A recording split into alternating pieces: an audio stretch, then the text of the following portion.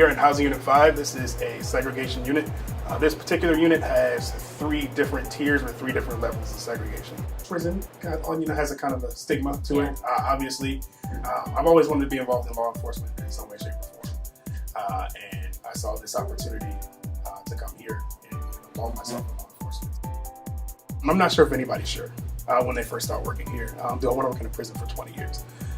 But I definitely see myself being here. I feel like I've established myself. I do have a lot of unique training under my belt that you can't necessarily get in a lot of different other places. He's a homicide detective. He's got a badge. My name's Walter West. I'm currently the assistant warden at Eastern Correctional Institution in Westover, Maryland. You have so many different fields that you can take and go into.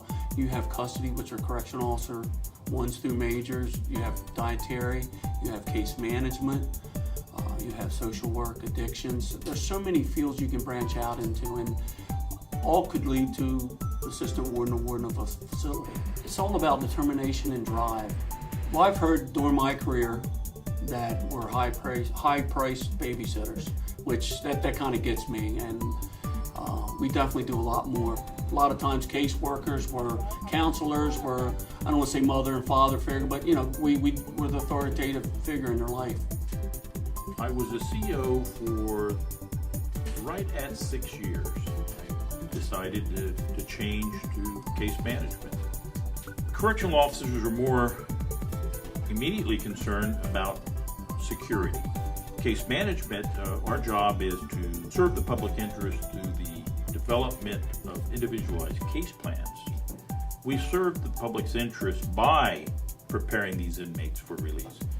The overwhelming majority of inmates will at one point be released, and our job is to make sure that they have been given all the tools possible in order for them to rejoin society successfully and to avoid coming back. It's very valuable when you hear later that you made a real impact in these inmates' lives. I realize that this is a big secret in social work. Not too many people are interested in corrections. The perception is everybody who's in prison is a bad person. Well, not necessarily. People make mistakes like everybody else, and some people just do it at different levels, and they pay the consequences for that.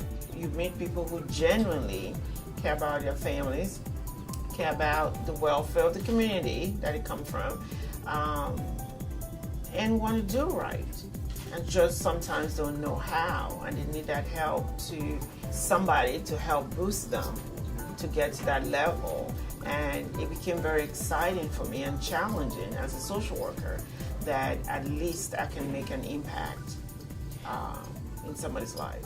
I have been in for over 29 years. I wasn't even going to take a job here, but my father insisted that I give it a try. I was only 23 at the time and had only had a couple small jobs. So I did, and I've stayed here ever since, and I haven't regretted it at all. What types of clerical duties does your staff have? They maintain base files, they prepare what we call result dockets. That's informing the whole institution of what job and what security level the inmates are on.